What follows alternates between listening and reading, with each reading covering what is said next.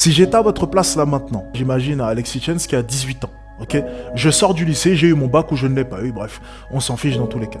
La première chose que je ferais, c'est trouver un boulot et en trouver un deuxième. Que ce soit au black ou non, peu importe. Je ferai 2 boulots. Ensuite, pendant plusieurs mois, je mettrai de l'argent de côté et je ferai en sorte d'avoir un peu plus de 10 000 euros sur mon compte en banque.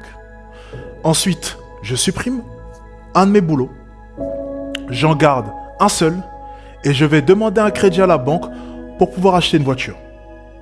C'est la première chose que je ferai. Avec ce crédit-là après, j'ajoute ça à mon compte en banque et c'est du coup de l'argent que je vais rembourser à la banque au fur et à mesure. J'emprunte le maximum possible. Tout ce que la banque peut me donner, je prends. Si ce n'est pas possible d'avoir un crédit dans tous les cas, j'ai mes 10 000 euros de côté. Ce sera amplement suffisant. Je garde ensuite un boulot. Il faut absolument rester chez papa, maman, c'est très important. Tu ne payes pas de loyer et tu ne payes pas la nourriture, donc on va utiliser cet avantage-là.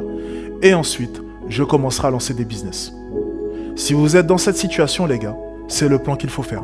On ne fait pas d'argent sans argent. Bon, ok, je suis d'accord avec tout ce qu'il a dit, sauf l'achat de la voiture, là, je ne comprends pas. Pourquoi? Genre, surtout, tu t'endettes pour acheter une voiture, why? Juste, t'achètes pas la voiture, mettre de l'argent de côté avant de lancer un business, c'est une bonne idée. Après, c'est de moins en moins nécessaire. 10 000 euros, je pense que c'est un petit peu trop. Franchement, avec 2-3 000 euros, t'as assez, en général. Rester chez les parents, c'est top. Je suis d'accord avec Alex, par contre, je ne sais pas s'il est obsédé par les voitures ou pourquoi.